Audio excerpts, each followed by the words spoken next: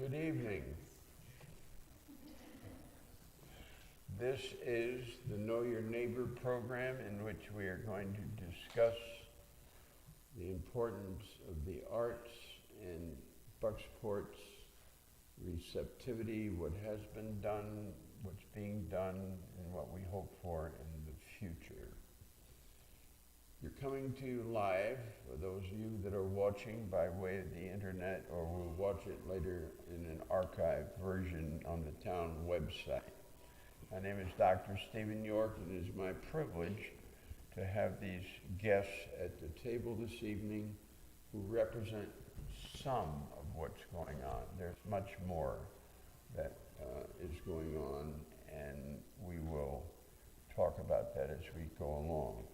So I'm going to ask that we can begin by just going around the table, and I'm going to start way over here to my left. So why don't you tell us your name and what you're doing right now. Okay, so my name is Walter, and I'm doing improv with my dad.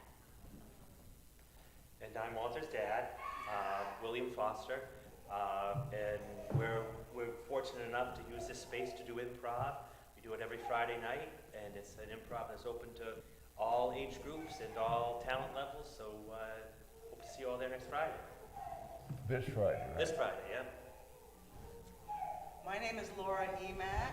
I wear a few different hats, but I am here as a playwright, and I have an upcoming program here too on July 2nd.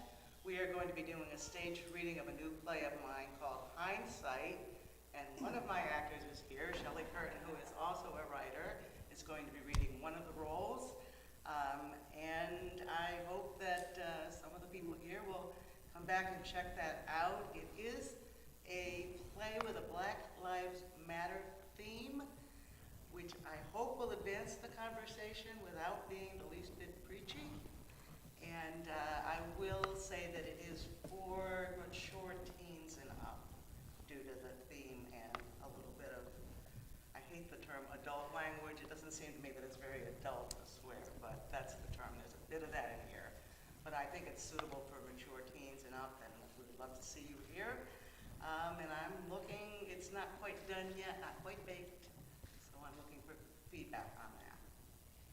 And it will be by donations only, so there's not a ticket involved. I'll come back to this. Donations to this place. Well, let's say that one more time. Donations to the church. But it's by donations, it's Yes. not a ticketed thing. And my friend Hans. I am Hans, as he said, and I want to thank you, Dr. York, for hosting this, putting this on, for facilitating this forum. And I want to welcome all the other people here, too. I'm really excited to come, especially people I haven't met. Catherine, I know you, but this feels good. It feels wonderful. I'm here, I think I've been connected with Bucksport since 1971. I've been a writer. I've done a lot of things with my life. Worn different hats. But writing has been a pretty constant theme. In the last few years in retirement, I've been focusing more and on publishing. And that's when people start calling you an author, even though you've got lots of secret writings you've done all your life, when you actually have books in hand. And so I'm here, or invited here, because of a couple of books that I put out in the last 3 years. There are just copies of them over there on the table. Both of them are available online through Andy's bookstore. I'm not selling them here because this is not what this forum is for, but also I've sort of a little agreement with Andy that I won't take sales away from him. If somebody wants a book, I'll send them down to Andy's bookstore. So there are bookmarks for the second book. The first one is a collection of stories, mainly, about Maine in the 1970s, the interaction between all the newcomers and the old-timers. There's a whole section of it that's a tribute to the old folks in Maine. That's the part I like most, the old-timers out back and so on. That book has done well. It was really in the Common Ground newspaper. It was supposed to sell at the Common Ground Fair 3 years ago, and the fair was shut down. And still, it was shut down the following year, and hopefully this year it will be open. The second book is a book that I wrote during, it was really a journal I kept during the pandemic, and I sent it to these people, and everybody should know them if they don't. These Maine Authors Publishing, they're in Thomaston, Maine, and they're independent publishers. It's not self-publishing, it's not Vanity Press. They're very quality concerned. They've got a stable of about 140 Maine writers, and I have to say I'm proud to be part of that. I sent the second book down to them asking them if this was just ravings of a madman during COVID, and they said no, they thought it really would have appeal, and it has. It's been a little limited right now because people have had enough of COVID, but it's gotten some good reviews and it's doing pretty well. Again, it's available on Andy's bookstore. I could say more about that, but I want to hear what other people have to say here. So that's why I'm here. And to my extreme left, the one, the only, the inevitable. She said, "Are you sure you want me to come?" I said, "Oh, it'd be fun. The banter will just be beautiful." This is Catherine Ring, and who does a number of things, and I'm going to let you speak for yourself because I've learned after 22 years you do that better than I do. I'm Catherine Ring, and I've been an art teacher for many years. I became a principal. I did that for a while, and I also worked on a statewide level with the Maine Arts Leadership Initiative, working with art, music, drama, and dance teachers all over Maine to get together and be together and to provide professional development for the art teachers. So, I've had a broad spectrum of experience. However, probably the most important experience that I've had is just developing this G.R.A.C.E program, which is grassroots arts and community effort. That's the acronym. But it's a program that was started 40 years ago in Vermont, and it's still going strong. This is a program for elderly people or underserved people who just want to come together and play with art materials. It's not instructional. In fact, their philosophy of G.R.A.C.E back in Vermont is very clear that they don't want you to teach art to elderly people. They want you to give them opportunities to self-discover, self-teach, learn from each other. And this group back in Vermont has been going for 40 years. They have exhibits all over the world now. They have developed their own styles, and so on. So I will talk about the G.R.A.C.E program that we have started here, right here in Vermont, right here in Brown Hall. And we've also, as I recall, had students from the REACH program, REACH school, come down too. So it is, it has been somewhat intergenerational. You don't have to be a senior. Some of the art is displayed tonight, this over here on the left, over here on the right, and on the table. and then, yes, I was heading that way. And then there's a whole display here. I wonder, just by show of hands, how many are connected tonight with G.R.A.C.E that are here? Would you just raise your hands? So we're grateful that you're all here. Mary Michael was on this side. And we're going to hear more about it. One of my clarifications around G.R.A.C.E, because, next door there are religious things that happen, when people hear G.R.A.C.E in Brown Hall. I didn't want it to sound like it's some, theological thing, but it is grassroots arts and community education. And Brown Hall is very committed to non-ideological, non-political, non-theological enterprises, and you can read the memo for yourself as far as what's going on. We're glad that we have that here too tonight. And also I want to acknowledge that Paula Key and the Wednesdays on Maine are she's very much a part. We have wonderful things like the Alamo and Lighthouse Gallery Arts, and I guess the Bay Arts Festival is on this year. So, you know, there's a lot going on here, and Heart and Soul had a lot to do with, you know, some of the hard research that went into this. So we're going to begin with some thoughts on what, I'll drill down a little deeper. When the panel asked me individually, well, how do you do this? I said, well, you know who Studs Terkel is? And I said, Studs Terkel used to do interviews in Chicago, but they were all very conversational. They weren't hard journalism, this was a conversation.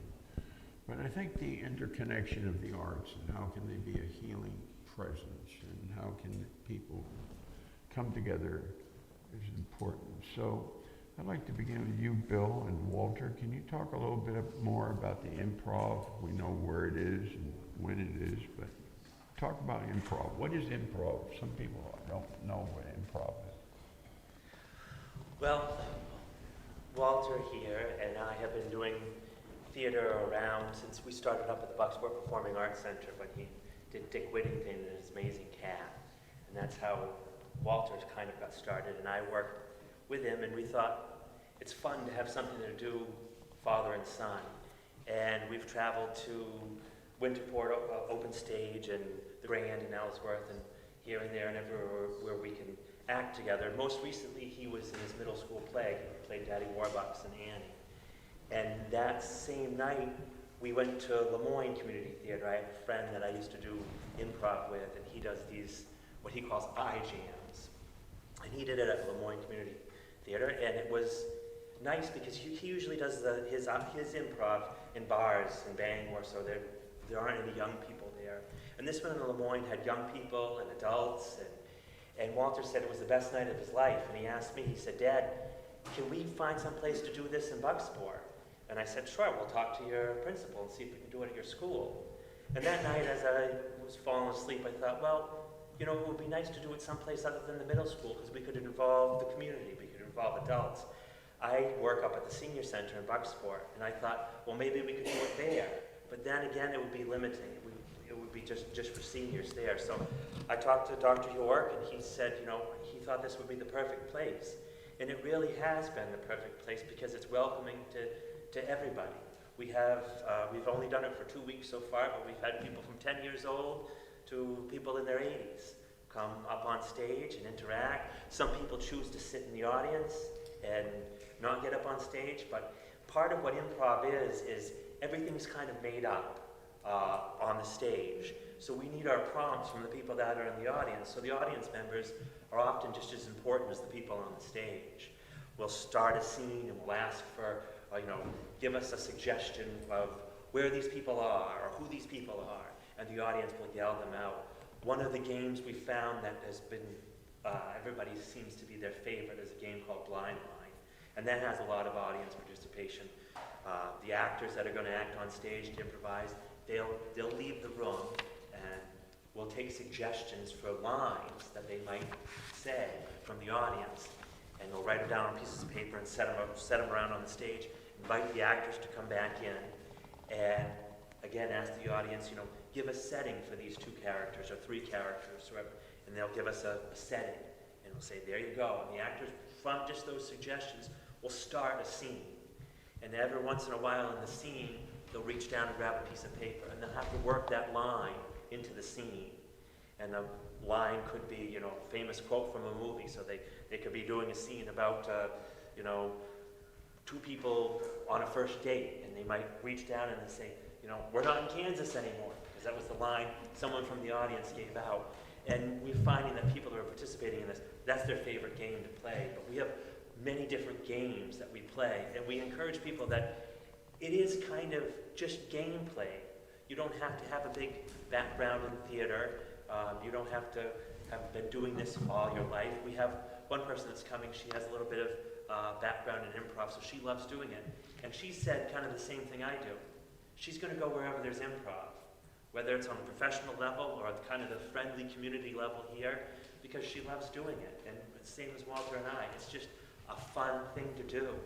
And there really isn't any wrong way to do it, and there isn't anybody who can't do it. You just have to be willing to come up on stage, and we invite people to come, be in the audience first, and see what everybody else is doing. And then maybe once you get your nervousness out of being on stage and see the rest of us kind of making fools of ourselves, you might not be afraid to come up and join us. Did you have anything you wanted to say about it? No, I think you covered most of it. What's your favorite game that you do? I really like Blind Line, but another one of my favorites is Foursquare. It's a game where there are 4 people in like a square, and there's one director, and the director will either say right or left, and you have to shift that way. And there are 2 people would be like in the front of the square, and they'd get an audience suggestion for them, and then they'd switch to the right. They'd get the next 2 people would get in, switch to the right again, next 2 people, switch to the right again, next 2 people.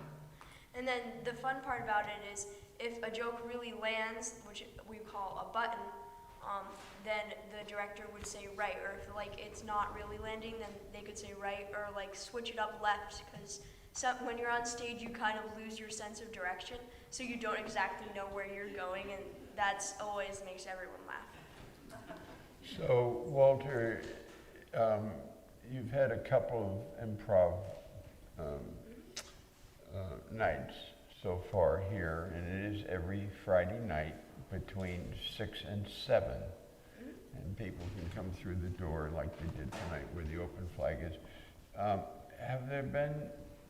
Are there different generations? I think you said there are, but are there some kids showing up? Yeah, my brother is showing up. He's told all his friends. I told some of my friends they're coming this Friday. My dad, since he works at the senior center, we have a couple of seniors here. And then we also have a bunch of like middle-aged people too. So everybody's welcome. I hesitate to ask what is a middle-aged number, but we'll just move on. Okay? So it's okay. Everybody's had tea, or you got tea coming, folks, so we can just, go from there. So that's great, and I hope we can get some pictures of this, because I think it would be really helpful. So also to my right is Laura Emack. And Laura, you have a play which is Reader's Theater. Again, these may be somewhat new concepts to some people. My background is I do know about improv because our son in Austin, Texas loves improv, and he can't wait to get up here at the end of the month to join in, but he's active in that. But Reader's Theater is also a very specific kind of theater. So can you talk about what your play is about, and maybe give a word or 2 about what Reader's Theater is like? How is it different than something else? Reader's Theater is not a term that I particularly use. I think we use the term staged reading, which has become an art in and of itself. It is somewhere between just reading the script by yourself and a full-blown production. I know that there are several theaters in the area that call themselves Reader's Theater. To me, the staged reading is more of a step along the way where I get to hear the parts read, usually by people with some acting experience, get a sense of how the play sounds. I get the reactions to it, I hear what doesn't sound right, and I try to, either with a formal feedback session or just something more informal, which I think will be the case on July 2nd, welcome whatever anybody wishes to say in reaction to the play. And I always listen. Particularly at a stage like this where I am still working on the play, I know it isn't all the way where I want it to be, and I find it incredibly helpful to have people comment on their reactions to the play. And I think I can say without exception that when I have had a play go through a series of readings, the people in the room have an influence on how that play turns out. and it often feels like the right people are in the room to advance that particular play. I would love to do a full production, but as life goes on and it's difficult to do that, we're going to be doing something that is pretty much a sit-down reading here, largely because I've had to go pretty far afield to find a black female actor to read the lead role in the play, and I really do not feel that it's well, if I had to do it, I would, because I don't want to renege on the commitment to present here. But I do believe I'm going to be able to get a good black actress to come up here, and to do that twice from probably 100 miles away. We are probably going to have a Zoom rehearsal instead and do very limited staging here. But my plays are about the dialogue, and we will make it work. Shelley is an experienced actor. I know she has acted in Belfast with, it's no longer called Mid-Coast Actors Studio, it has another name now. I can't remember what it's called now. Yeah, but that's a good group. There are many theater groups in the area, most of which are community theater as opposed to professional theater. Most of them have no paid staff. I'm not currently really associated with the theater group, although New Surrey Theater has expressed interest in this particular script, and I'm absolutely thrilled about that. I think I have a commitment to include it as a reading for 3 performances on a weekend, probably next February. But everybody around here seems to have the same difficulty trying to cast people of color in roles. Because you want somebody that's going to be comfortable on stage as well as somebody who looks the part. So that's been a challenge. Theater's a challenge, but boy, it's something I've missed. I've been, Shelley is a Facebook friend, and I think you're missing theater too. I've been hiding for 2 years, getting out very, very little. When I wrote this play, which I wrote pretty quickly, about 3-4 months ago, at least the first draft of it, I couldn't remember how to write stage direction because it had been so long since I'd either been on stage, backstage, or seen a play. What's stage left? What's stage right? What's upstage? What's downstage?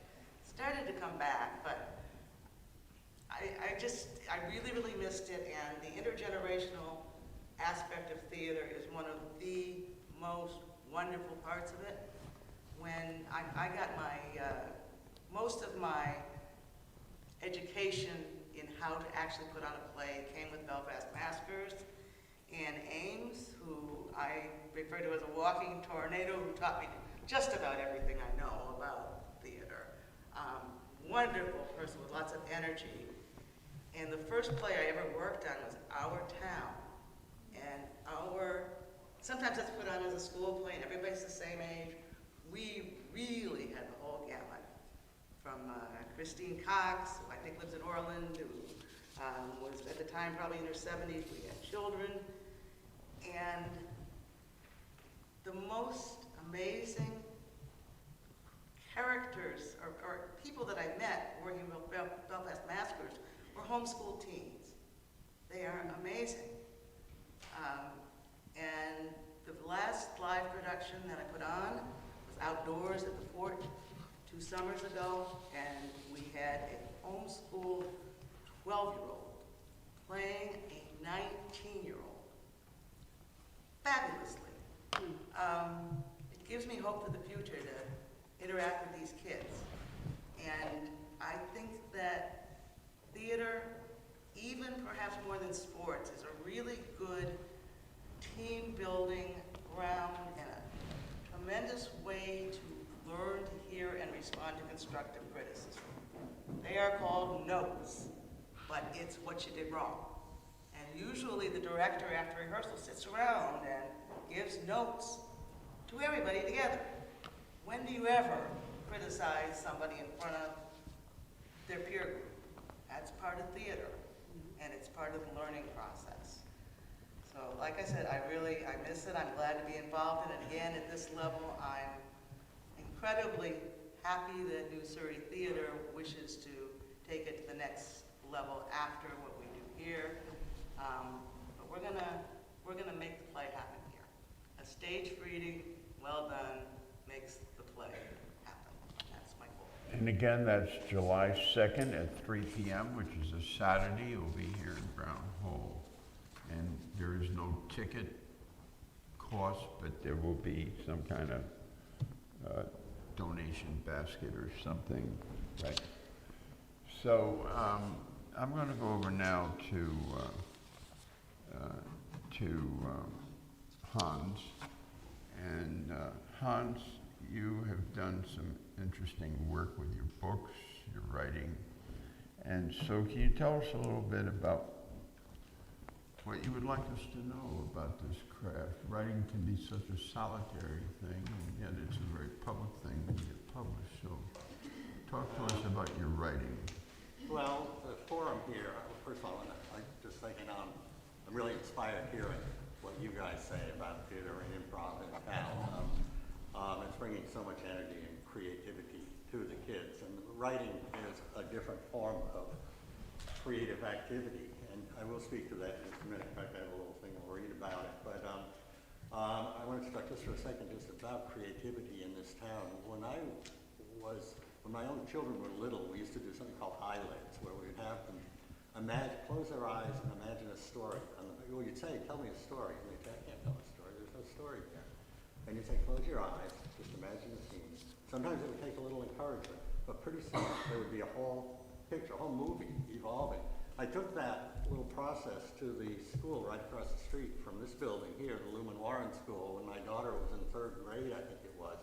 We did a lot of that with the kids. It was called storytelling in the schools, but we call them eyelids, where you're just it's amazing what each one of us has in our mind when we close our eyes and visualize. Sometimes it takes a little prompt, think of a grassy knoll or a highway or whatever, but it's amazing what comes to life, that process of discovery and creating something new that was there before. And I find that with my writing, it's tremendously exciting to sit down and create something that wasn't there before. I've always had 2 toolkits myself from when I was a little kid. I've always been good with words. I got a lot of praise in 3rd grade, and I went on and got various degrees in linguistics and English literature and all of that stuff. And I've always been a very competent, adept writer, but I've also had a toolkit with hammers and saws and chisels and that kind of thing, and I love them both. My writing, I used to call it my whittling and my writing and my whittling, and my double W's. And when that balance between the 2 toolboxes got upset, I called it double M's for mucking and moldering. I needed my double W's there to be content and happy. But I learned a lot from that storytelling in the school. I even did a little playwriting workshop at a place called Open Space Gallery one summer, where I got a group of kids from Bangor together, and we wrote, composed, and put on a play up there. So the whole process of creativity, it's been one of my pet missions in life has been in schools. I hate it when art programs get cut for athletics or whatever. I really believe that what kids learn in art programs, theater or graphic arts or literary arts in school, is life-saving. Life-saving in the sense Thoreau spoke of people living their lives of quiet desperation. When I know people in midlife who are stuck, kind of, it's the people who learned how to play the trombone or act, do improv in school, who are really have some sort of outlet for that creative impulse and are happy people. And again, I don't think it has to be writing. That's along with my hammer and saw, that was a nice addition to the house last summer. Along with my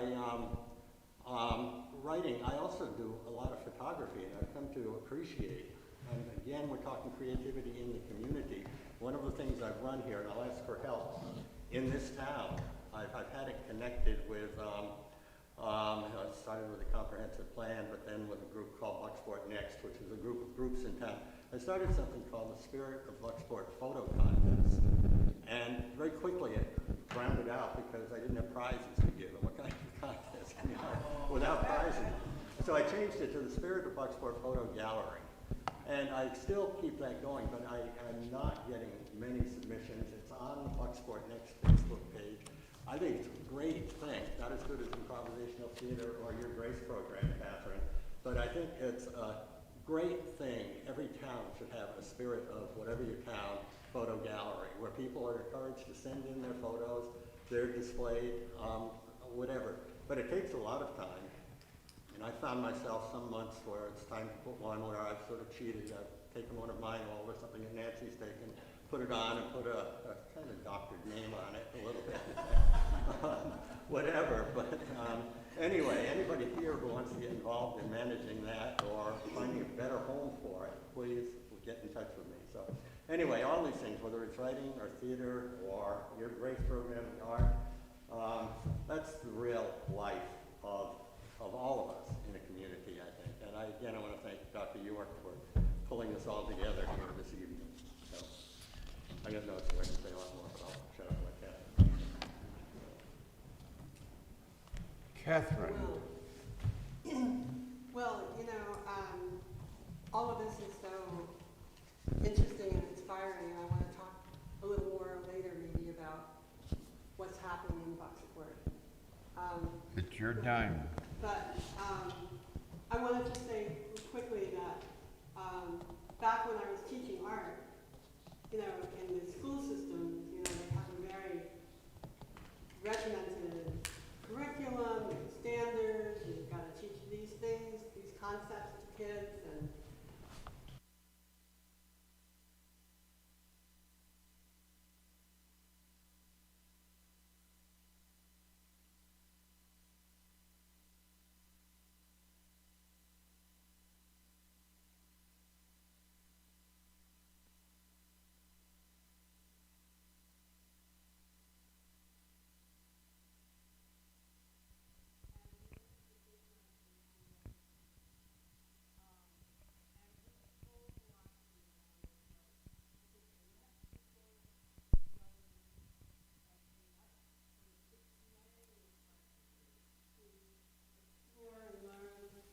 find out what their own styles were without instruction.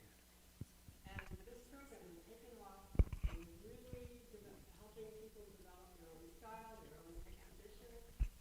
They were showing all over the country. And I said to him, the artist was Don Sinceri, a very accomplished artist himself, but he didn't instruct. He helped people bring out their creative side. And I said, well, how can you do that? I mean, what about, could you do the same, should I be doing the same thing with kids? And he said, no, not really, because kids, elderly people have a whole lifetime of experience in them. They have a wealth of experience that they are sitting on, and it's different. So I was very impressed by that, and the program is still going, as I said. I brought it to Maine here in 2019. We started at the Lighthouse Gallery.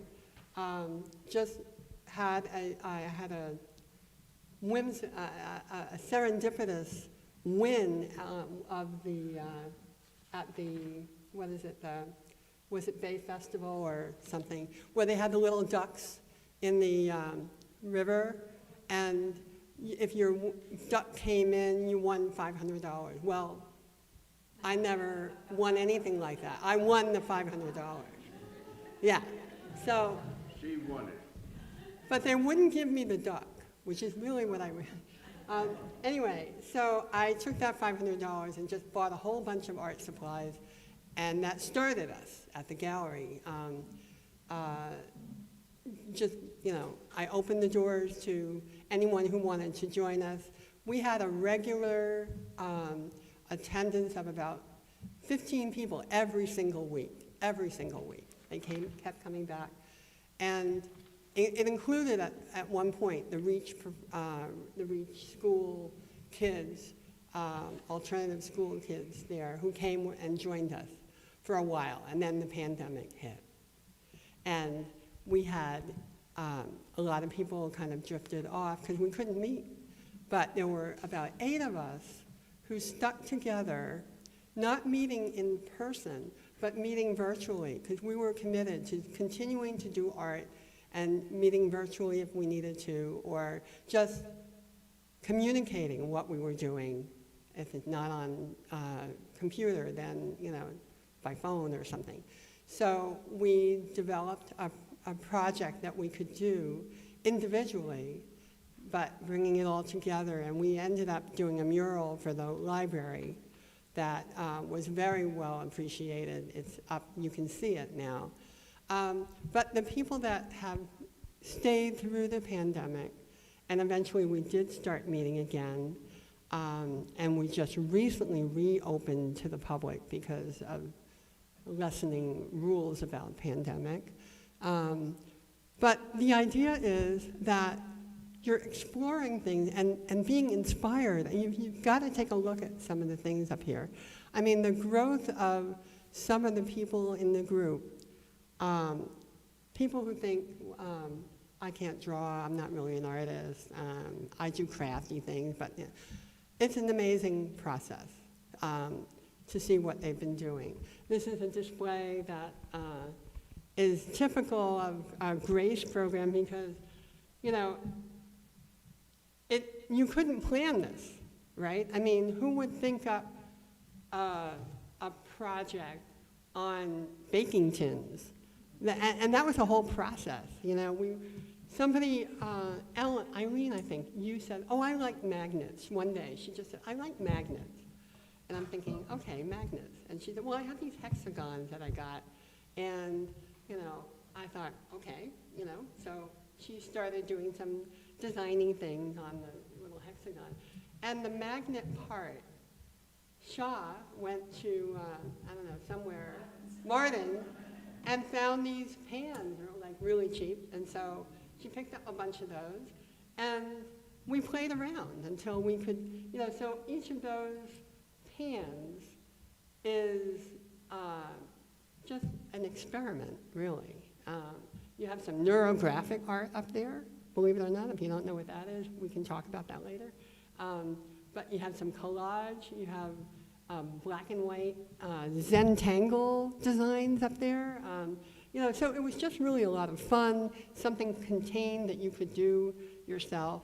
And some people really took off, and you'll see some sketchbooks up here on designing that are quite fabulous.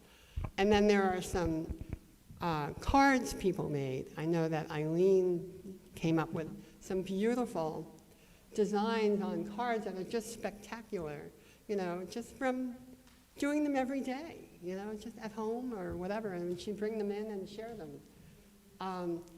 And then the printmaking was another good example.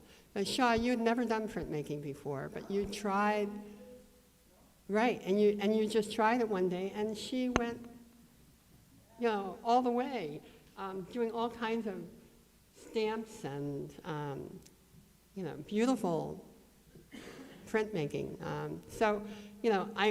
Ginny is another person who has had her own art gallery in Stonington for years and is just doing beautiful work. It's hard to kind of describe, it's just, you have to kind of look at it. But, you need to come and just allow yourself to be calm and peaceful with art and try things, learn, talk to people.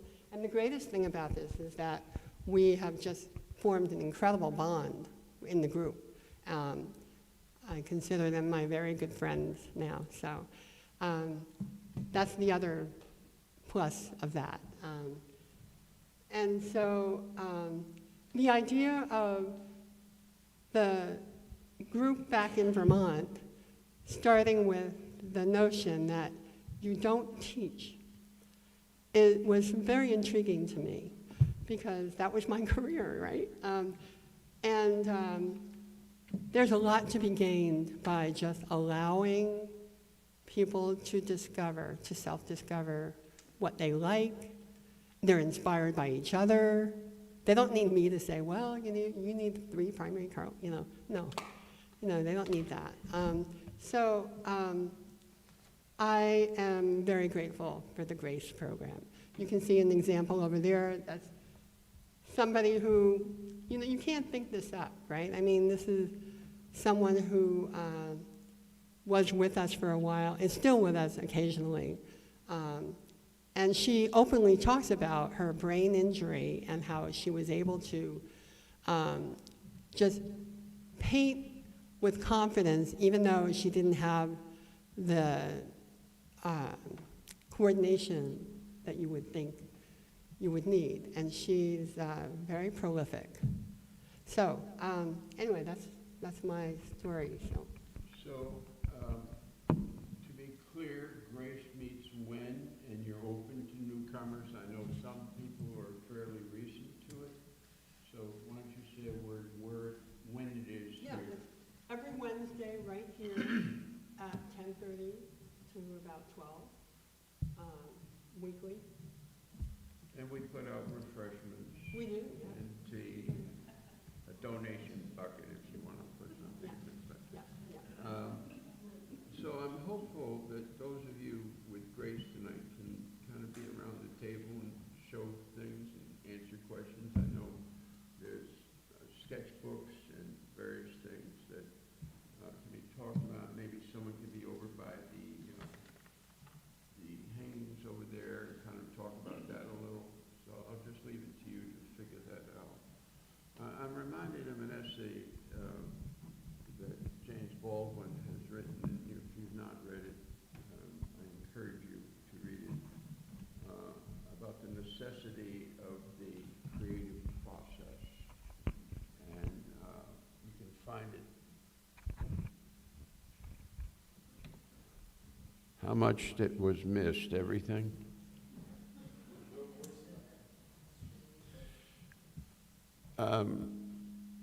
James Baldwin wrote an important short essay, it's only a few pages long, called The Creative Process. And of course, he was a genius. Someday, if I can get it together, I have a publisher, an African-American publishing house, wants to publish my book on Baldwin. But I've got quite a few things going if you read what's going on in the memo. But the creative process and how necessary it is for our culture. So that's important, what we're hearing here tonight. So the GRACE, if you folks can just help me out by being around various locations, and maybe someone wants to talk about that piece of art over there too. So I'd like to take a couple of questions. We do apparently have working microphones now, is that correct? And what about the floor mic? Is that working, or do I need to pass the mic down? Okay, so what I'm going to do is I'd like to open it up to the audience for any question for anyone that's at the table. I'm going to give a live mic from somebody, and then I'll pass my mic over to whoever the respondent is. Are all these working? I have a mic for questions. Okay, so I'd like to see hands. Okay, Nancy, if you would just come forward, please, because we're trying to get people on the camera as well as to be heard. So here's the microphone, and Johanna is... If you want her on camera, it's probably better that she steps up on stage. Well, what about shifting the camera? Can we shift it? I'm not sure I'm going to get it right when I put it back. Dr. Peterson is going to fix it all. Okay. Whoa, this is it. This is it. This is Nancy Minot, who is herself a very creative person. Well, thank you. I just love seeing the actual examples of some of the things that GRACE has done. And I'm just wondering if Walter and his dad is there anything you could do a little improv to sort of get an idea? And I wonder if there's a few lines from your play, and Hans, if you have just a little piece, just not hours, but just, I would love to see some, see an example of something that you're doing. Does anyone, oh wait, you do have paper. I'm sorry, you need paper? Yeah. You're You talking. said you wanted to see a little improv, right? I would, Okay. yeah, would other people like to see So, that? Yeah, that'd be great. Does anybody want to join us? Does anybody want to try it? I can see this revival is going somewhere. Wait, okay, so, Okay, well, Laura, we'll ask you if you want to take, Walter wants to do blind line, which we discussed before.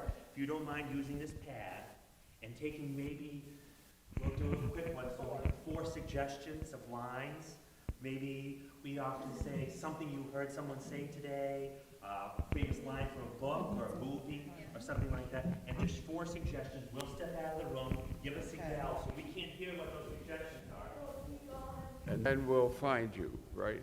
Okay, 4 suggestions. How does somebody feel this evening? Excited about what's happening in town. Okay. Anybody sick recently?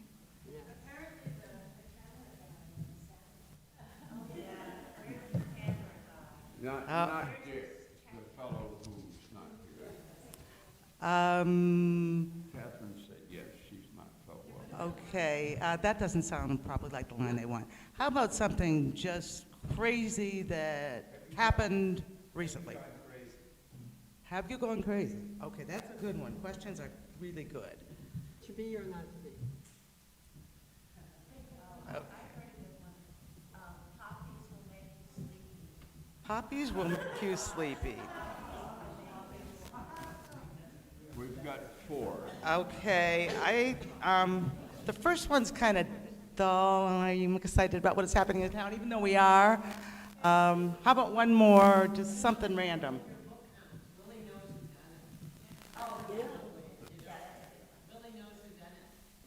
Willie knows who done it? But it is exciting here. It certainly is. It's not a dramatic one. I'm but with we have Paul, 4. okay? All right, we got 4. All right. So let's bring the brethren back, okay?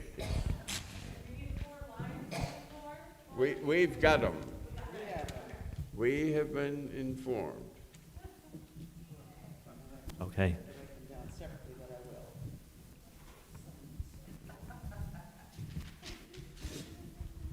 So she's got our lines, and you want to scatter them on the floor for us. Let us know when you're ready. And when Walter and I are up here, while she's getting the lines ready, we need to set a place for us. So let's give Walter and I a scene. Where are Walter and I tonight? You're the school principal, and Walter did something very naughty. Okay, so we're at school, and I'm the principal, and Walter is the student. P.S. He's your son. I know he'd never do anything bad. Okay, Walter. Well, step right into my office here, and why don't you tell me what it was that your teacher sent you in here for tonight? well, to be or not to be, that's a famous Shakespeare quote. I'm just going to start it off with that. So we were learning Shakespeare, and I mentioned Romeo and Juliet. And then I tried to drink a potion inside of our class to, kind of like when Romeo or Juliet, I wasn't paying attention. One of them poisoned themselves. So you were trying to drink poison in class. Now this is why you got sent in here. But it's not only that. You got sent in here because the other thing Romeo and Juliet tried to do. Oh yeah. I'm not gonna mention that. Well, what your teacher told me that she sent you down here because she said you know what you've done. She said you know what you've done. Willie knows what he's done.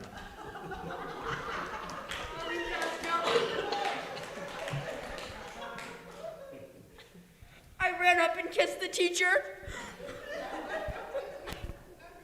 And though it's good to learn about Romeo and Juliet, it's important to keep our feelings and our bodies to ourselves when we're at school. Remember the school motto. The school motto is, have you gone crazy? I know. That's why I did it. I have gone crazy. And crazy he has gone. So that's, that's, we'll say C. And in improv, when you're done, you say C. That's just a little taste of what it is. Okay. There was another suggestion here for the panel. Nancy, what? Well, I thought maybe you could just share a few lines from your play or something. And Hans can share something from his book. Okay. Okay, sure. We're prepared to read just a very short section, but before I do that, you missed a line. Oh. We did? Poppies will make you sleep. Oh, that could have been what was in your poster.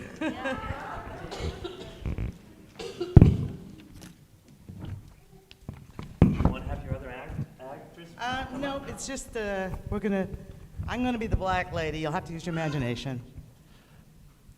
I don't want to offend you, but It's a little late for that, but go ahead. you beat bold letters on downtown intersections. You demand reparations from people who played no part in harming others, whose suffering ended long ago. You whine, you blame, you celebrate and demand that I memorize a laundry list of impossible names. Wow, our message is getting through. What's more, we don't need to hire a black writer. A writer can imagine himself into any person's head, and a great writer can imagine so well the readers believe he must be black. Only if said writer marinated in the black milieu that impelled him or her to recreate it. That can only happen in a shared place and time, right? Because imagination might inspire Wonderland or Hogwarts, but never Harlem or Washington, D.C. Thank you very much.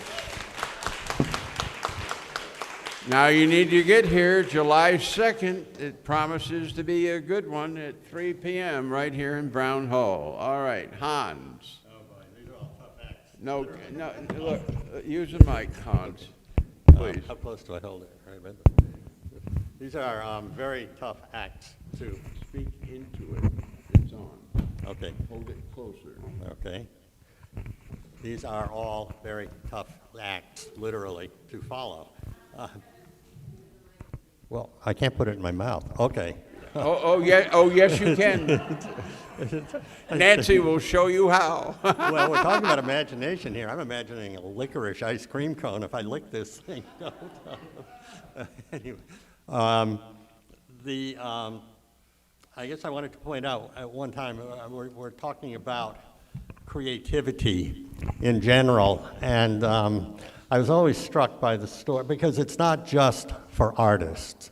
I mean, creativity applies to everything we do in our lives. If I were an auto mechanic, how I approached it would be creatively or not. I was always struck, and I've used this in other talks I've given in past years, the story of the 17th century mathematician and philosopher and astrologer Johannes Kepler. And the story goes that when he was in the 3rd grade, and I'm inventing the classroom back then, the master of the class didn't want to teach that day, so he gave the class an assignment. He told them, I want you to take all the numbers between 1 and 100, pair them off, add them up, and come up with a total. So all the kids started writing, as I would, 1 + 2 = 3, then 4 + 5 = 9, 3 + 9, and going through, except little Johannes, after about 30 seconds, stuck his hand up and had the answer. And the teacher was astonished, and this kid went on to become a great astrologer, mathematician. What the kid had done was he'd just broken the mold. He'd thought about the problem from both ends. He took 1 and 99, 1 and 100, and added them together, 101. He took 2 and 99, added them together, 101. He took 3 and 98, added them together, 101. So he took 101 and multiplied it by 50 and came up with the answer like that. But only by thinking of the problem comprehensively from both ends of the numbers from 1 to 100. So the creative process, I just want to point out one thing. personally about my little pandemic book there, which was, as I said, a collection. I couldn't write about anything during the pandemic. Stephen York, Dr. York, you asked me about the creative process for me personally. I talked to many artists who really couldn't do their regular artwork during the first year of the pandemic. So all they could deal with was things they read, things they heard, things they experienced related to the pandemic. And that's what I did. I wrote something in my little journal every day, and that became the collection that you have there. Some of them are little stories, some of them are poems, some of them are political screeds, screaming at what was going on in the country. But at the end, when I submitted these for publication, I was talking with a daughter who's a graphic artist, a print maker out in Albuquerque, and it turned out she had had the same experience during the pandemic, and she had done a series of 150, I think, prints having to do with the pandemic. And the final group of prints had to do with frontline workers. And she offered one of those for the cover of my little book over there. And Bill, you talked about, and you demonstrated wonderful parent-son, parent-child relationship, and you guys working together. And for me, as a proud daddy of this daughter, to have her print be the cover of my book was really a powerful experience. So, A Snowman Named Story. This is very short, and it has to do with my own personal creative process. This was published in something called Goose River Anthology a few years ago. A Snowman Named Story. So this morning I set out to write a story, but my mind was weary. Great ponderous thoughts intervened. Why write it all, I thought. What is the need for an audience? Is this all ego-driven and balderdash? Outside my little window, it was snowing heavily, great ponderous flakes. And then it struck me, perfect snow for it. Go out and build a snowman. So I did. A bulky little figure with acorns for eyes and a twig for a mustache, and it melted in the afternoon sun. Afterwards, I wrote my story, and it will melt too. But I was happy. I named my Snowman Story, and this is the story I wrote. So that's...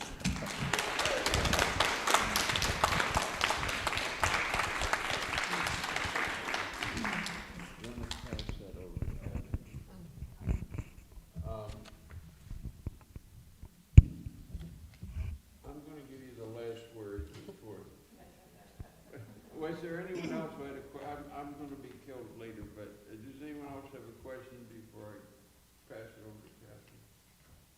All right. Well, I think it's important to know or think about, it isn't just all of our individual programs that we're doing here. We're all really interconnected. But I think that it really takes an environment that is very welcoming, a culture that wants creativity.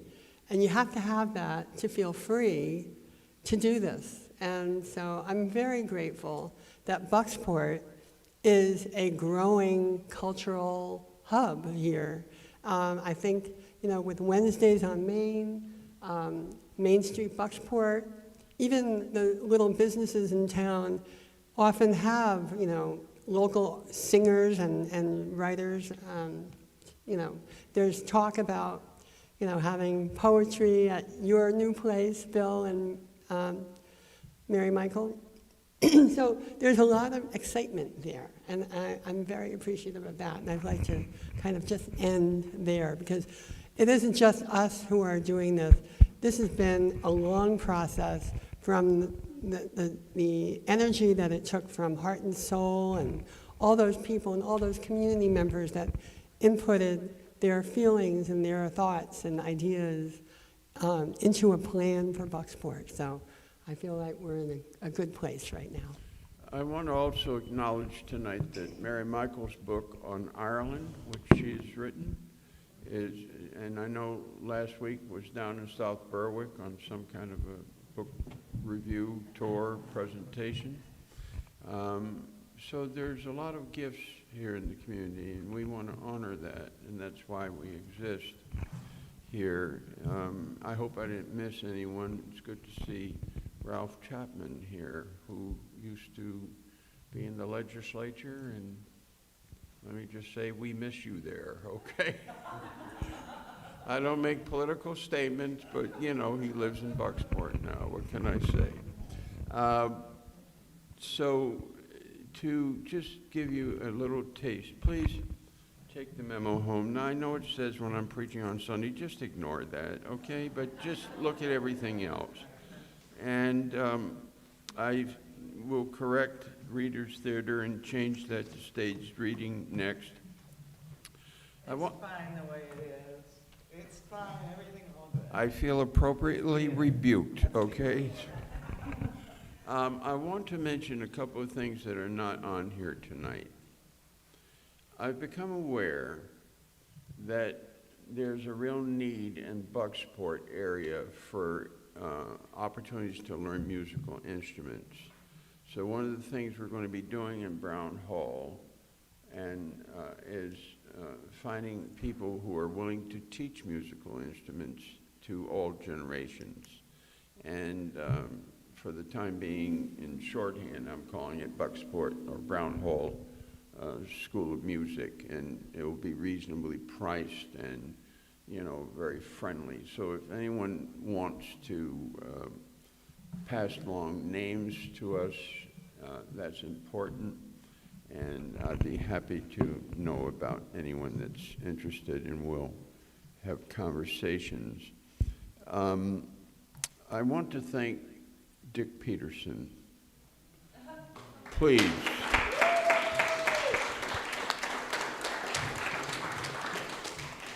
Dick Peterson, I'm proud to say, is a friend of mine. And he has come through for me more than once. And when he said, I'll be there in 20 minutes, I said, well, you know what I said, thank you. I want to mention that please read the memo, because I couldn't take the time.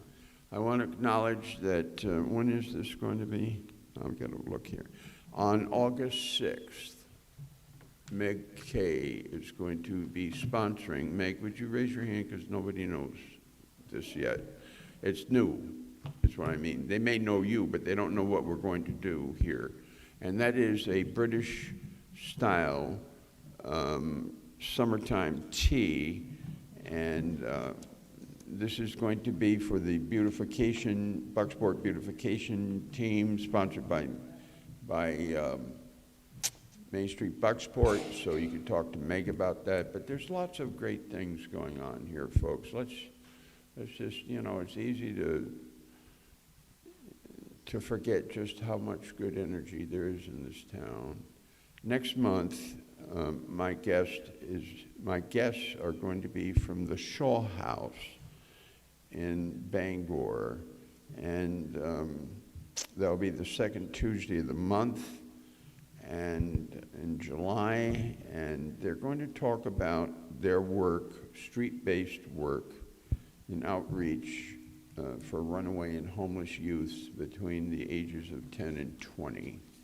And these are marvelous people. They've come to see me, and I'm very, very impressed with that. The library's going to have a book sale here in September, and the list goes on. I mean, honestly. For those of you that need information, the office is here in Brown Hall. Johanna is my executive assistant. They're open Monday through Friday, 10 to 5. We answer the phone when you call. You know, remember I saw this great cartoon, you know, everybody looking for their cell phone. And the cartoon was, remember where you knew where it was at all times, like attached to the wall? Well, that's where it is in my office. I am proudly an owner in the Wendell Berry style of a rotary phone sitting on my desk. And believe me, we do answer the phone when you call. 12-step programs meet here. The durable medical equipment is a huge effort here, providing at no cost medical equipment that's been donated to us. We've kind of picked up from where Valerie Suya for 48 years was working, and she's blessed this. And if we don't have it, we buy it for people who need it. And that's just being part of a community, isn't it?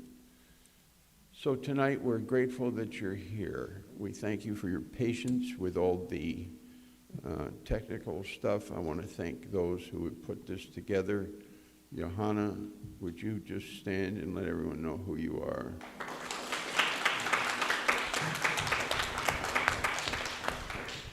My one-year-old assistant minister was in here in a stroller a while back. Trust me, he lets me know what he thinks at all times. But we're delighted. We're just so delighted that you're here tonight. This is the way America should be, where we get together. It doesn't matter whether we are from one point of view or another. It's a place to come together. I have hope because of people like you who are gathered here tonight. And so for those of you who are watching by way of the internet, this has been a Brown Hall presentation. And know your neighbor. And I'm delighted. I want to thank my guests, starting with Walter and Bill Foster, Laura Emack, Hans, and my best friend. I didn't really banter with you tonight. No,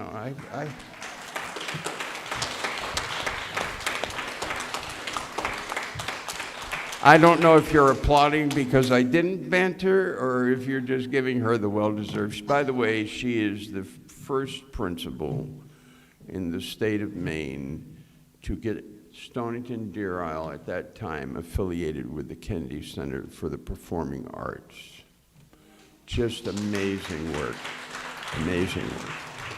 And so without further ado, we have refreshments. Please mingle. I'm going to ask the Grace people to do, and Hans will be down talking about his stuff and his book. And I encourage you as a former independent book owner to please go to the Bookstacks. Forget Amazon. Go to the bookstore. Thank you, ladies and gentlemen, for coming. Have a good evening.